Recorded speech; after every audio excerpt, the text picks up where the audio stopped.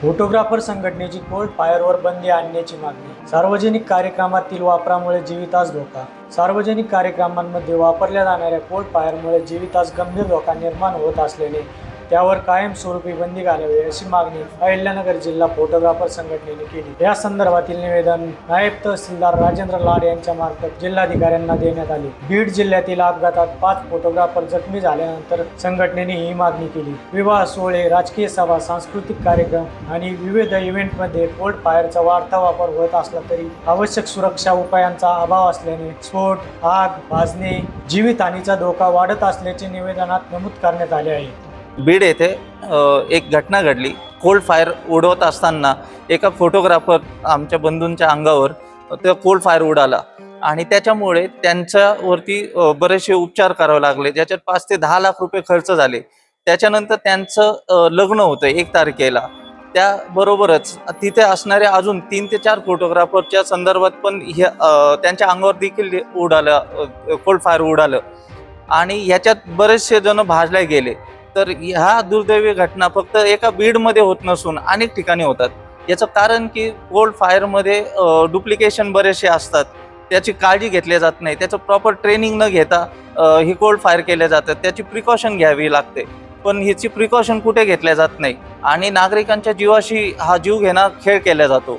उदाहरणार्थ अनेक फोटोग्राफर असतात अवतीभोवती त्या कोल्ड फायरच्या, लहान मुलं असतात, वयस्कर वृद्ध माणसं असतात, ज्याच्या जाळामुळे किंवा धुरामुळे अनेक घटना घडत असतात। तर ह्या पूर्ण महाराष्ट्रभर अनेक ठिकाणी घटना घडल्या। तर याचा निषेध म्हणून आम्ही सगळे फोटोग्राफर इथे त्याचा निषेध करायला आलोय। आमचं म्हणणं आहे कोल्ड फायर बंद व्हावे असं नाही, कोणाच्या व्यवसायावरती आम्हाला टाच आणायची नाहीये, पण त्याची काळजी घेतली गेली पाहिजे। त्याच्यापासून संरक्षण तुम्हाला प्रॉपर ट्रेनिंग घेऊन त्याचं प्रॉपर फायर केलं पाहिजे। बीडमध्ये जी काही घटना घडलेली आहे खूपच वाईट घडली आहे। त्याच्यामध्ये फोटोग्राफर त्याचबरोबर काही जे लग्न समारंभामध्ये आलेले पाहुणे आहेत त्यांना पण त्याचा फटका बसलेला आहे। आमचं आज फोटोग्राफर बौद्धिक विकास संस्था अहिल्यानगर आम्ही आज या ठिकाणी कलेक्टर साहेबांना निवेदन दिलं आहे। त्या निवेदनामध्ये आम्ही असं नमूद केलं आहे की जे कोल्ड फायर आहेत त्यांना बंदी नसावी, परंतु त्याच्यावरती योग्य रीतीने त्याचं ऑब्झर्वेशन व्हावं आणि याला व्यवस्थित लायसन किंवा व्यवस्थित ट्रेनिंग देऊन त्यांना उडवं सांगावे आणि जे काही सुरक्षितेसाठी जे प्रोटोकॉल असतात त्यामध्ये यांनी उडावं।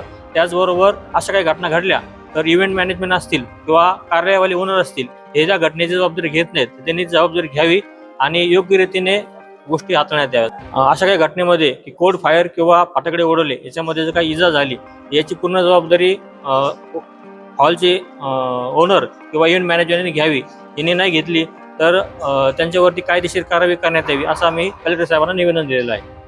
अशा घटना जर वाढत राहिल्या तर आम्हाला आंदोलन करावं लागेल असंही आम्ही कलेक्टर साहेबांना नमूद केलेलं आहे। त्यावेळी रणजित कर्डिले, श्रीपाद दगडे, सचिन काटावकर, उपेंद्र करपे, सचिन कलंके, गणेश गायकवाड, नागेश सोनवणे, बाबा मुकिंदे यांच्यासह जिल्ह्यातील अनेक फोटोग्राफर उपस्थित होते।